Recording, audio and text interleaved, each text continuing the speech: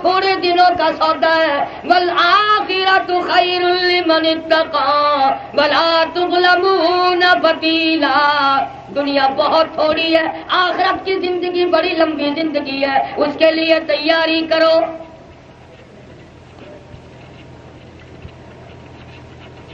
اللہ پاک نے کتنا بڑا کرم فرمایا. دنوں میں سے دنوں کا سردار جمعہ، مہینوں میں سے مہینوں کا سردار رمضان کا مہینہ، کتابوں کی سردار قرآن کریم، ان نبیوں اور پیغمبروں کے سردار محمد کریم صلی اللہ علیہ وسلم. جمعہ تمہیں مل گیا، قرآن تمہیں مل گیا، رمضان تمہیں مل گیا، امام الانبیاء صلی اللہ علیہ وسلم کی ذات اقدس تمہیں مل گئی، اور کیا مانگتے ہو؟ خداوند کریم نے کتنا بڑا کرم فرمایا. میری تیری زندگی میں پھر رمضان آیا. رمضان عربی کا لفظ ہے، اس کا مادہ رمز ہے، یعنی اس لفظ سے مشتق ہے. یہ معنی کیا ہے؟ امام غزالی رحمت اللہ علیہ فرماتے ہیں رمز کے معنی بھٹی کے. بھٹی لوہے کو صاف کرتی ہے، سونے کو صاف کرتی ہے، چاندی کو صاف کرتی ہے، پیتل تانبے کو صاف کرتی ہے، اور رمضان کا جو لفظ رمض سے آیا گناہوں کو صاف کرتا ہے. فرمایا میرے بندو، تم نے جو 11 مہینے فسق و فجور کیے، گناہوں کے دریا بہا دیے، تم نے گناہوں کے پہاڑ اکٹھے کر لیے، آؤ میں تمہیں رمضان کا مہینہ عطا کرتا ہوں. جھولی پھیلانا تیرا کام ہے، بھر دینا میرا کام ہے.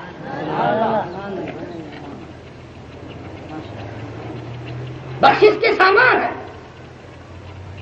مجدد الفسانی سرہندی رحمت اللہ علیہ فرماتے ہیں کہ شب برات جب آتی ہے تو رحمت کے بادل چھا جاتے ہیں، اور رمضان کا جب چاند نظر آتا ہے تو رحمت کی بارش شروع ہو جاتی ہے.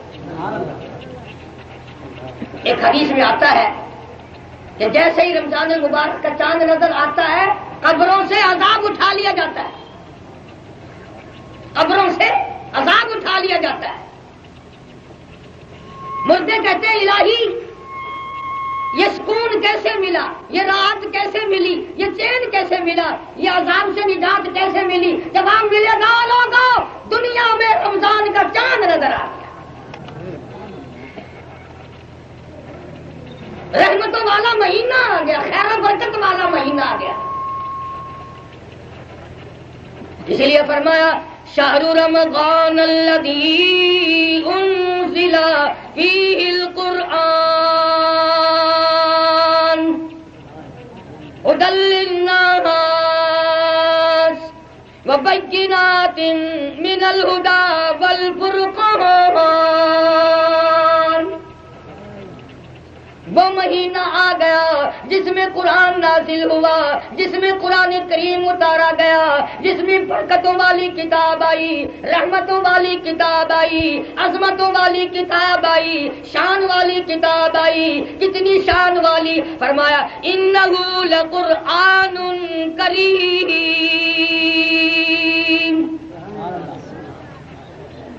سخاوت والی کتاب آ گئی، کریمی والی کتاب آ گئی، اتنی بڑی شان والی کتاب ہے.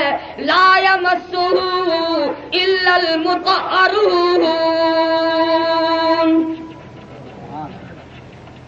وہ عظمتوں والی کتاب آئی جس کو بغیر وضو ہاتھ لگانا جائز نہیں.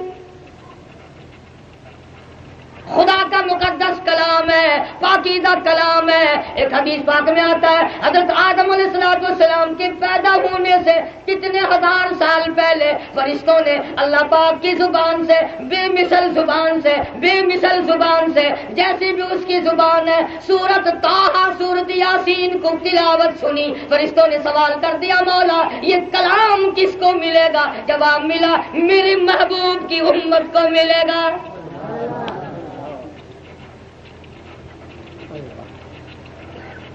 اندازہ لگاؤ جس کلام کو خدا کی مقدس زبان نے ادا کیا ہو، تلاوت کیا ہو، جس کو 30 برس تک محمد عربی صلی اللہ تعالی علیہ وسلم نے تلاوت فرمایا ہو، 1,29,000 صحابہ نے تلاوت کی ہو، سارے بزرگوں قطب و ابدالوں غوثوں نے تلاوت کی ہو، اور سب کے سب یہ کہتے ہو بل هو قرآن مجید.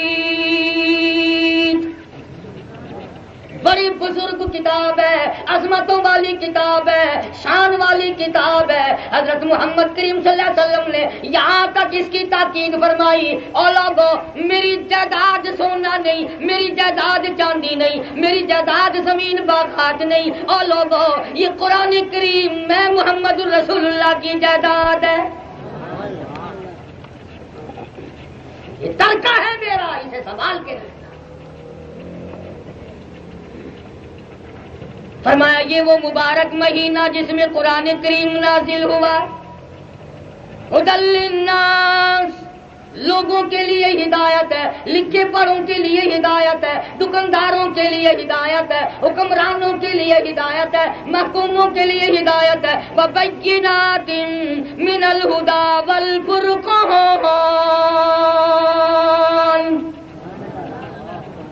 حرام و حلال کا فرق بتاتی ہے، جائز ناجائز کو قرآن کریم بتاتا ہے،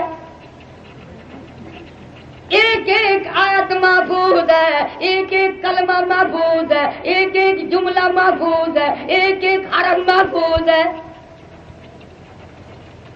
فرمایا لوگو تم دنیا کی تمام چیزوں کی حفاظت کرو گے، میں خدا اس کلام کی حفاظت کروں گا، انا نحن نزلنا الذکر وانا لہ لحافظون، میرا کلام ہے، میں اس کی حفاظت کروں گا۔ تو رمضان کے ساتھ اس قرآن کو اور زیادہ مناسبت ہے۔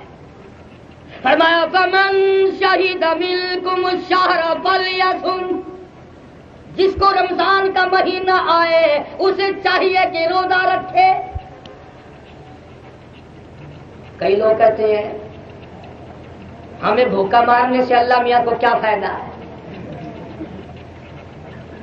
کئی دن ہو گئے ملتان شہر کے چھوکرے آئے تھے کہ جی مولوی اکٹھے ہو کر کے رمضان شریف کو 1-2 مہینے آگے پیچھے کر لو۔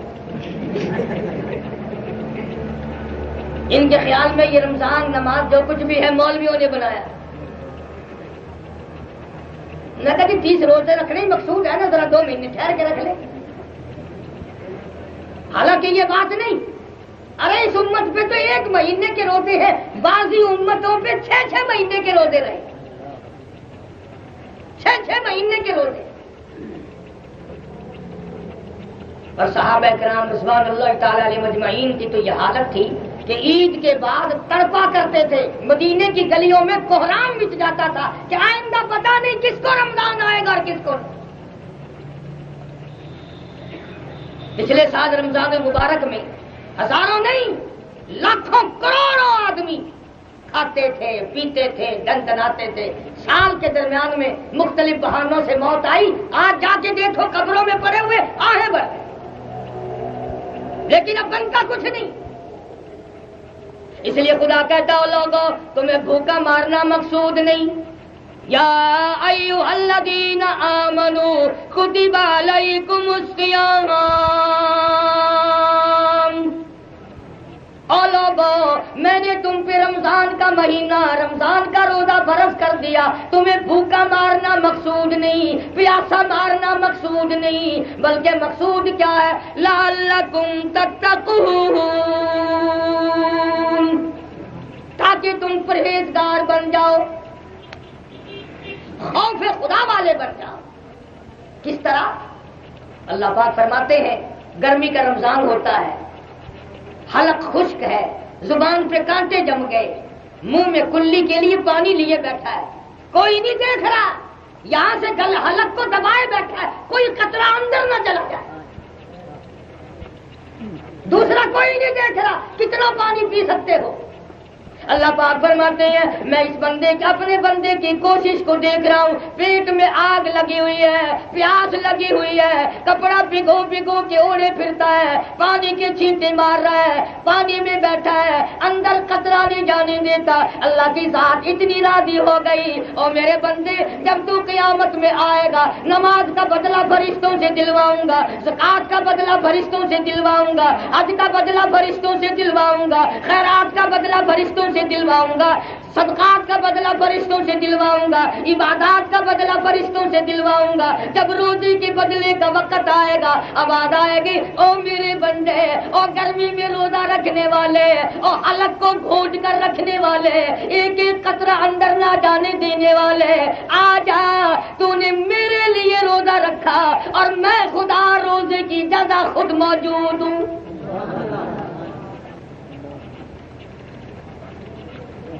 فرمایا روزے کا بدلہ فرشتوں کے ہاتھوں دلواؤں، میرے روزے کی توہین ہے۔ خوبصورت بیوی سامنے بیٹھی ہے، مسکرا رہی ہے، یاد آ گیا روزہ ہے، فوراً کہتا ہے جا اپنا کپڑے دھو کام کاج کر۔ بیوی اپنی ہے، روزہ یاد آ گیا، اس کو کہتا پڑے رہو۔ خدا کہتا دیکھ دل کے ارمان دل میں رکھ لیے، بیوی تھی مسکرا رہی تھی، میری وجہ سے اس کو پرے کر دیا۔ اور ایک حدیث میں آتا ہے اللہ میاں کھاتا نہیں، اللہ میاں پیتا نہیں، اللہ میاں ان دونوں چیزوں سے